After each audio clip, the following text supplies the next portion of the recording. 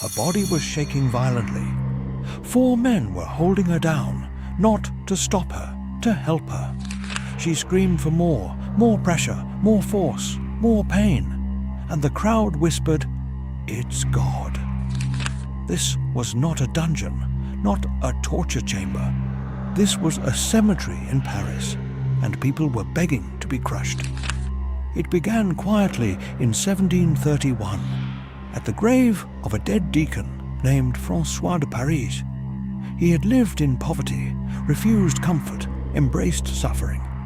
When he died, people claimed miracles began at his tomb. The blind could see. The sick were healed. At least, that's what they said. Crowds gathered daily. Prayers turned into trembling. Trembling turned into convulsions. Convulsions turned into something else. Women collapsed to the ground. Their bodies arched unnaturally. Limbs stiffened. Spines bent. They screamed that divine fire was inside them. And then came the psychosis, the help. If someone convulsed hard enough, they demanded force. Men would press wooden beams onto their stomachs, stand on their chests, strike them with heavy objects. Some requested nails hammered near their flesh, not to harm them, but to release the divine energy. And somehow, they survived. Doctors examined them. Witnesses documented everything. They reported something disturbing. Bones did not break. Skin did not bruise as expected. Pain seemed absent, as if hysteria had numbed the body, or belief had overridden biology. The cemetery became a theater of suffering. Thousands gathered.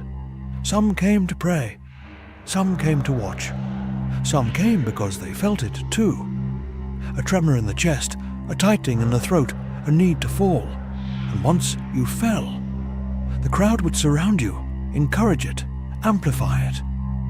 Faith became performance. Pain became proof. Authorities panicked, not because of religion, but because of contagion. This wasn't devotion anymore, it was spreading. The Archbishop condemned it. The King ordered it stopped. In 1732, the cemetery gates were locked. A sign was placed outside. By order of the King, God is forbidden to perform miracles in this place. But closing the gates didn't stop it. The convulsions moved indoors, into houses, into secret gatherings.